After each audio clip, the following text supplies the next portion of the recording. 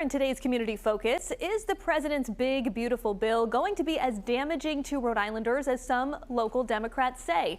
Here to talk about that and much more, Senate Minority Leader Jessica Cruz. Thanks so much for being here. Thanks for having me. I appreciate it. So before we talk about the federal budget, I want to talk to you sort of about the news of the day. There was a man arrested in Providence, ICE agents making that arrest of an alleged MS-13 gang member.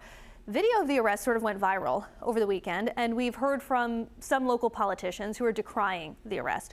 What's your reaction to this?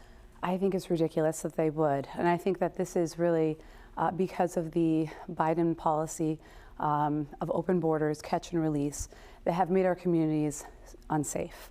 I don't think that anybody should live in fear of the U.S. government or immigration, but if you're here illegally and you're a criminal, then you should be afraid that the government can find you, the U.S. government can find you and deport you back to your country of origin. There's simply no reason to keep violent criminals here in the U.S.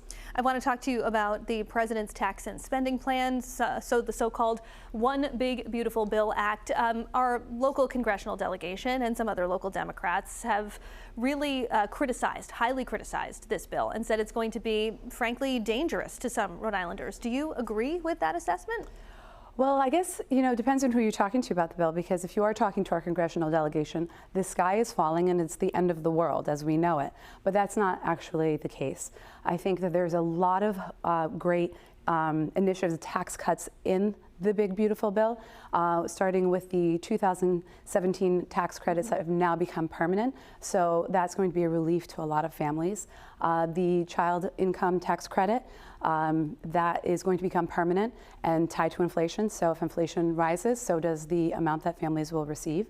We're looking at the biggest tax cut for seniors on Social Security, increased work requirements for those on Medicaid, and then more border security. So a lot of great things in the legislation. I want to talk to you about the state budget, which passed not that long ago, a few weeks ago now.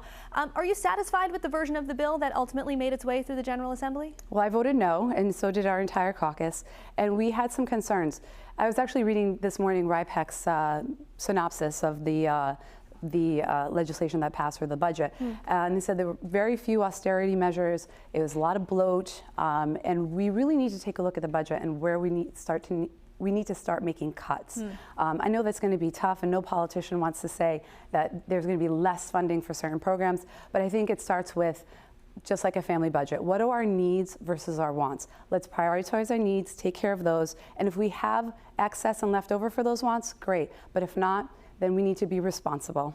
We don't have much time left, but your name is often floated in the conversation about running for higher office, potentially for governor. Is that something you're considering right now in 2026? I would say all options are on the table. I'm considering running for something. Doesn't mean that I will, but I have been talking to a lot of people about it. So all options on the table, but I'm not ready to make any announcements. When do you think you'll need to make that decision? I still have a few things that I need to, get some ducks in a row before I make that decision. But once I do, I would make an announcement. But I think it's too soon for anything like that. All right, we will stay tuned. Senate Minority Leader Jessica Cruz, thanks so much for being here. Thanks for having me.